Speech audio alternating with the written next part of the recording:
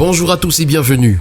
Nous démarrons le périple de ce matin avec le quotidien à capitaux publics Cameroun Tribune qui parle de législatives et municipales en nous faisant savoir que le Parlement sonne la mobilisation et en ouverture de la première session ordinaire de l'année législative hier, la doyenne d'âge de l'Assemblée nationale, Malise Sopa, a invité les partis politiques à faire preuve de responsabilité lors des prochains scrutins.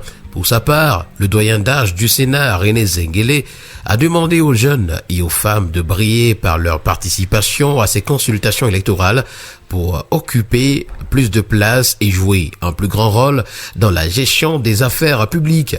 C'est une information à retrouver ce matin des pages 4 à 5.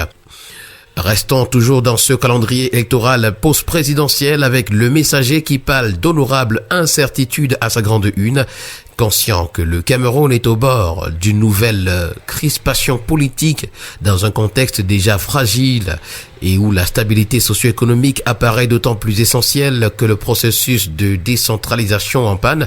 Les députés de l'opposition veulent des réponses. En petite une, ce matin, on parle de trafic illégal d'or. C'est Bia qui veut voir clair ce matin à la page 4. Et puisqu'on parle d'or avec le quotidien Info Matin, les trafiquants sont dans le viseur et dans une correspondance ce 23 février 2026 qui a fuité sur les réseaux sociaux, le ministre d'État secrétaire général de la présidence de la République répercute les très hautes instructions du président de la République au CED via Ferdinand Gongo. Paul Biya prescrit à Galax Itoga la mise sur pied de toute urgence d'une commission d'enquête mixte. Objectif, établir la responsabilité des différents acteurs impliqués dans le trafic illégal du précieux métal. Le premier quotidien économique de la zone CEMAC, l'économie pour sa part, revient sur le trafic illégal d'or et nous renseigne que la traque des acteurs impliqués est lancée.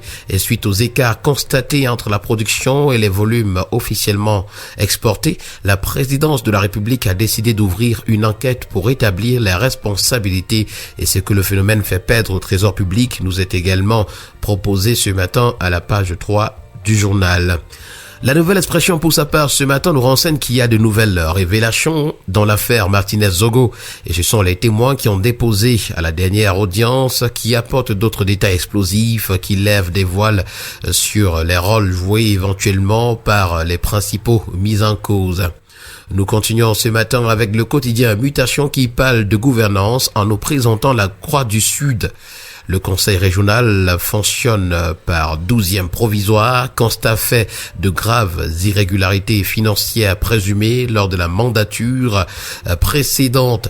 Le gouverneur du Sud saisit le ministre de la décentralisation pour un retour à l'orthodoxie ce matin à la page 7 du journal. Le quotidien Vert Émergence pour sa part ce matin s'agissant du Cameroun nous parle de ces bébés derrière les barreaux et puis ce sont des ONG qui exigent leur libération. C'est à retrouver ce matin en page 5.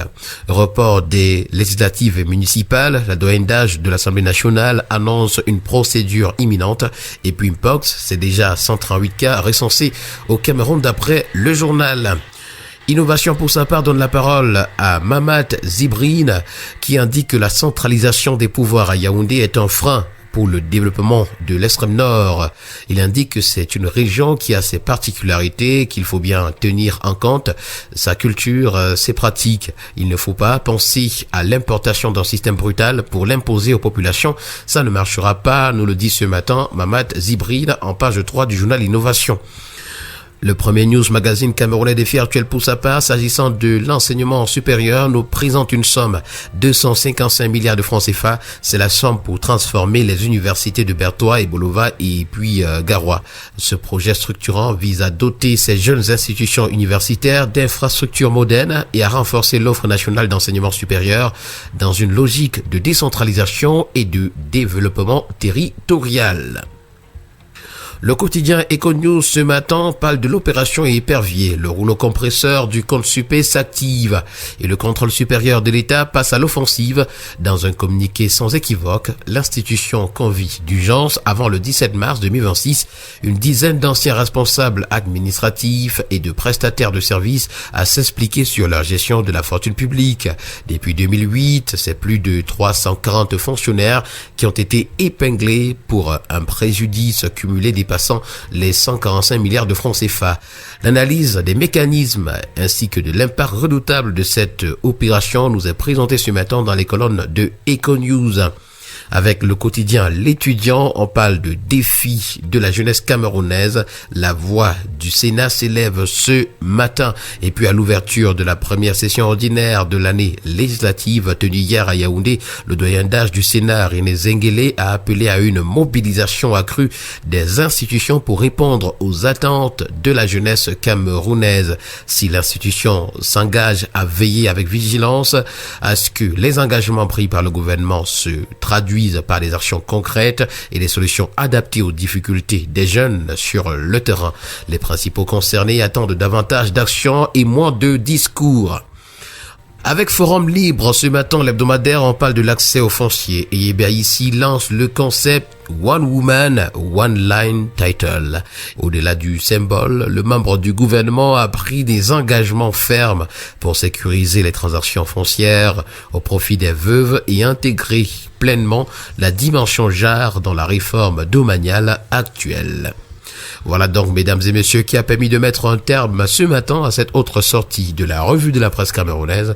Merci à chacun de vous et au plaisir de vous retrouver dans les heures prochaines pour une autre édition. Agréable journée à tous.